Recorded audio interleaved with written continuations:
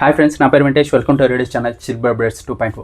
First వీడియోకి like కొట్టండి, reach ఎక్కువ పెరుగుతుంది. సబ్స్క్రైబ్ చేయకపోతే సబ్స్క్రైబ్ చేయండి. చూడండి, మీరు కూడా సబ్స్క్రైబ్ చేసుకోండి, సబ్స్క్రైబ్ చేయండి. ఇంకొచ్చేసి ఈ వీడియోలో మనం రెడ్ కార్డ్ గురించి మాట్లాడుకోబోతున్నాం. ఎందుకంటే big boss team meeting పెట్టుకోబోతోంది.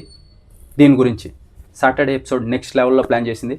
Audience అందరూ ఏదైతే సోమవారం జరిగిందో దాని గురించి ఈగర్లీ వెయిట్ చేస్తున్నారు. అది వాళ్ళకే తెలిసింది. అందుకే మీటింగ్ పెట్టుకొని సాటర్డే ఎపిసోడ్ని నెక్స్ట్ లెవెల్కి ఎలా లేపాలి, ఆడియన్స్ని ఎలా ఎంగేజ్ చేయాలని ప్లాన్ చేసుకుంటున్నారు. దాన్ని ఇప్పుడు చెప్తా. ఫస్ట్ వచ్చేసి ఈ గొడవ ఇమాన్యువల్ అలాగే డీమన్ నామినేషన్ చేసుకుంటున్నారు కాబట్టి అక్కడ కళ్యాణ్కి ఒక పాయింట్ దొరికింది. ఆ పాయింట్తో ఇక్కడ డీమన్ అడుగుతూ ఉన్నారు. మధ్యలో రీతు వచ్చింది.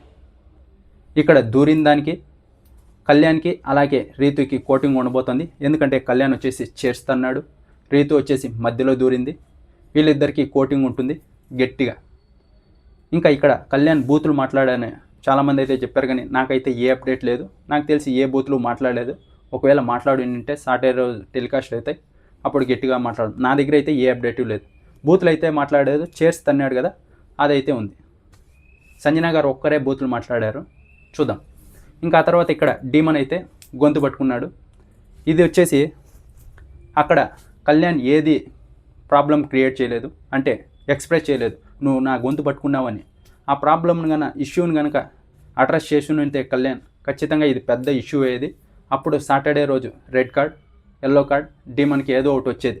కానీ అడ్రస్ చేయలేదు కాబట్టి ఆ క్షణానికి అలా పట్టుకున్నాడు కాబట్టి ఇక్కడ డీమన్ కూడా అంత కోటింగ్ అయితే ఉండదు.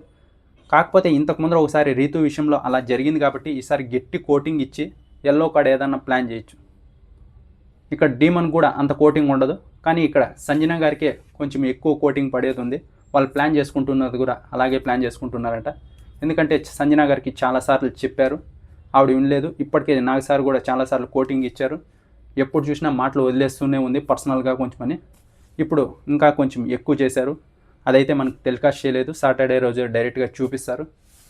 అప్పుడు సంజన గారికి కోటింగ్ ఉంటుంది. ఈ రెడ్ కార్డ్ ఏమన్నా సంజన గారి పైన ప్లే చేయొచ్చు. కానీ రెడ్ కార్డ్ అయితే ఎవ్వరికి ఇవ్వరు.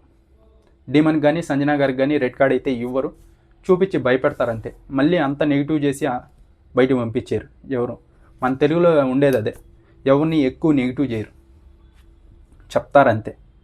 రెడ్ కార్డ్ అయితే ఎవరికి ఉండదు. కానీ ఎక్కువగా కోటింగ్ సంజన గారికి ఉండబోతుంది. అది మటు కన్ఫర్మ్.